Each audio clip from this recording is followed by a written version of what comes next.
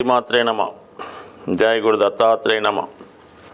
ఈ వీడియోలో మనం ధనుస్సు రాశి వారికి జనవరి 26 నుంచి ఫిబ్రవరి 1 మధ్యలో జరగబోయే వార ఫలాలు పరిశీలిద్దాం.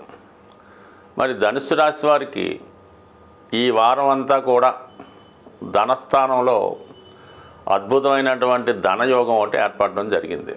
ముఖ్యంగా భాగ్య రాజ్యాధిపతులు ఇద్దరూ కూడా ధనస్థానంలోకి రావడం, అక్కడ ఒక బుధాదిత్య యోగం ఏర్పడడం, ఒక విధంగా జాతకుడికి తన కుటుంబంలో ఉన్నటువంటి వ్యక్తులకి లేదంటే తన కుటుంబ సభ్యులకి ఒక గొప్ప ఉద్యోగ రాజకీయ అవకాశం వచ్చే అవకాశం ఉంది. కుటుంబ పరువు ప్రతిష్టలు పెరగడం వల్ల కుటుంబం యొక్క గొప్పతనం గురించి 10 మంది చెప్పుకునే విధంగా ఉంటుంది. అలాగే ఒక విధమైనటువంటి ఆర్థిక పరమైనటువంటి లాభం, అది ప్రభుత్వ పథకాల వల్ల అయితేనే, బహుమతుల వల్ల అయితేనే, పేరు ప్రతిష్టల వల్ల అయితేనే ఒక ధనయోగం, ఒక రాజయోగం కూడా ఏర్పడే అవకాశం ఉన్నది. వ్యక్తిగతంగా జాతకుడు తన యొక్క ప్రతిష్టను పెంచుకునే అవకాశం ఉంటుంది. అలాగే తన ఆదాయం కూడా పెరిగే అవకాశంతో పాటు కుటుంబ సభ్యుల యొక్క యోగక్షేమాలు తెలుసుకొని ఏదైనా ఒక శుభకార్యమో పుణ్యకార్యమో త్వరలో జరిగే విధంగా ఈ గ్రహస్థితి చెప్తుంది. వ్యక్తిగతంగా జాతకుడు ఉద్యోగ ప్రయత్నాలు ఫలిస్తాయి. పుణ్యక్షేత్రాలు దర్శిద్దామనే ఆలోచన నెరవేరుతుంది. తనలో ఉన్నటువంటి తెలివితేటలకి విద్వత్తుకి తగిన గుర్తింపు రావడం కూడా జరుగుతుంది. అంటే ఓవరాల్గా చాలా ధైర్యంగా సాహసంగా ముందుకు వెళ్ళడం జరుగుతూ ఉంటుంది. ఇక మనకి కుజగ్రహ సంచారం మరి ఈ వారంలో సప్తమ స్థానంలో వక్రగమనంలో ఉండడం వల్ల చాలా వరకు వివాహ సంబంధించిన విషయాల్లో భార్యాభర్తల మధ్య విభేదాలు, అభిప్రాయ భేదాలు వచ్చే అవకాశం ఉంది. అవి చాలా వరకు ఈగో క్లాషెస్గానే ఉండే అవకాశం ఉంటుంది. ఇక వ్యాపార భాగస్తులతో ఇబ్బందులు వచ్చే అవకాశం ఉంది.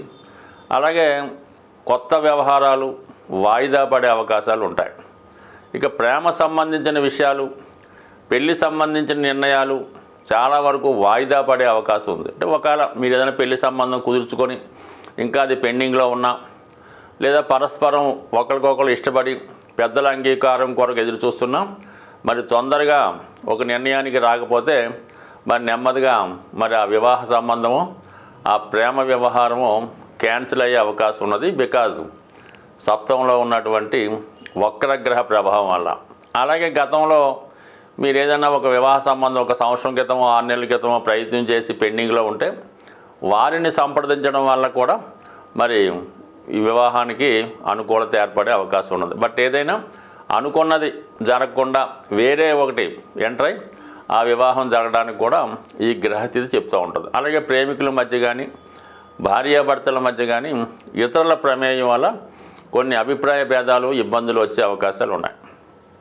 ఇక ముఖ్యంగా తృతీయ స్థానంలో ప్రవేశించినటువంటి శుక్రగ్రహం అక్కడ ఉన్నటువంటి శని భగవానుడితో కలియడం వల్ల ఈ రాశిలో ఉన్నటువంటి కళారంగం వారికి, సినిమా రంగం వారికి కొత్త అవకాశాలు రావడం జరుగుతుంది. అలాగే ఈ రాశిలో ఉన్నటువంటి స్త్రీలకి నూతన ఉద్యోగ ఉపాధి అవకాశాలు లభించే అవకాశం ఉన్నది. సో ఏదైనా మరి కొద్ది రోజుల పాటే తృతీయ స్థానంలో సంచరించబోతున్నటువంటి శని భగవానుడు ఈ రాశిలో ఇంకా ఎవరైనా నిరుద్యోగులు వంటి వాళ్ళు ఉంటే ముందుగానే ఉద్యోగ ప్రయత్నం చేసి ఏదో ఒక చిన్నపాటి ఉద్యోగంలో అయినా చేరిపోతే అక్కడి నుంచి ఆ ఉద్యోగం కంటిన్యూ అయ్యి అభివృద్ధి చెందే అవకాశం ఉంటుంది. ఇంచుమించుగా ఏప్రిల్ వచ్చిందంటే మాత్రం మరి చతుర్థ స్థానంలోకి ఎప్పుడైతే అర్ధాష్టమ శని ప్రారంభమైందో మరి కొత్త ఉద్యోగ ప్రయత్నాలు ఫలించే అవకాశం ఉండదు. నిరుద్యోగులు ఇంకా కొద్ది కాలం పాటు నిరుద్యోగులుగా ఉండిపోయే అవకాశం ఉంటుంది. కాబట్టి సాధ్యమైనంత వరకు ధనుసు రాశి వారు ఏదో పెద్ద ఉద్యోగం వస్తుందని దాని కొరకు ఎదురు చూడకుండా వచ్చిన ఉద్యోగం చేరిపోవడం అన్నది చాలా ఉత్తమమైనటువంటి మార్గం.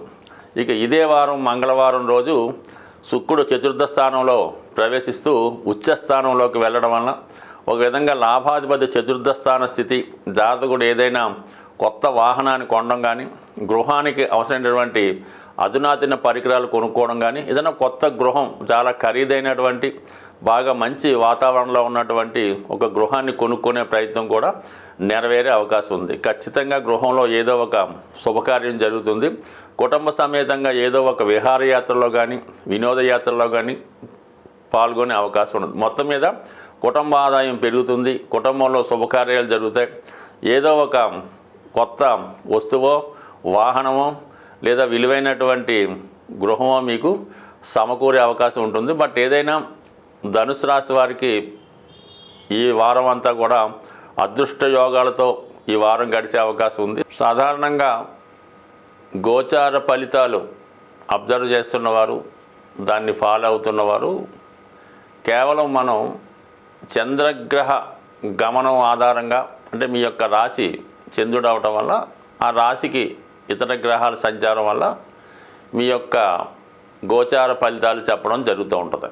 అయితే వాస్తవానికి మీ జన్మజాతకంలో మీరు పుట్టినప్పుడు ఉన్నటువంటి గ్రహస్థితి మొత్తం, అంటే అటు సూర్యచంద్రులతో పాటు శని, గురు, శుక్ర, కుజ, బుధ గ్రహాలపై కూడా ఇతర గ్రహాలు సంచరించినప్పుడు మీ యొక్క గ్రహస్థితి అప్పుడు ఉన్నటువంటి పరిస్థితులు చాలా వరకు మీ యొక్క జీవితంలో ప్రభావం చూపడం జరుగుతూ ఉంటుంది. అలాగే ఏలినాటి శని, జన్మశని ఇవన్నీ కూడా అందరికీ ఒకే విధంగా ఉండే అవకాశం ఉన్నది. సుమారుగా ప్రస్తుతం మీనరాశి వారికి ఏలినాటి శని జరుగుతుంటే ఆ రాశిలో ఒక చంద్రుడే ఉన్న వాళ్ళకి ఒక విధంగా, చంద్రుడితో పాటు గురుగ్రహం ఉన్న వాళ్ళకి ఒక విధంగా ఉండే అవకాశం ఉంటుంది. కాబట్టి ఏదైనావి ఒక పాలసీగా సింపుల్గా ఒక మార్గదర్శకంగా తీసుకోవాలి తప్ప ఇవే ఖచ్చితంగా జరుగుతాయని రూల్ లేదు.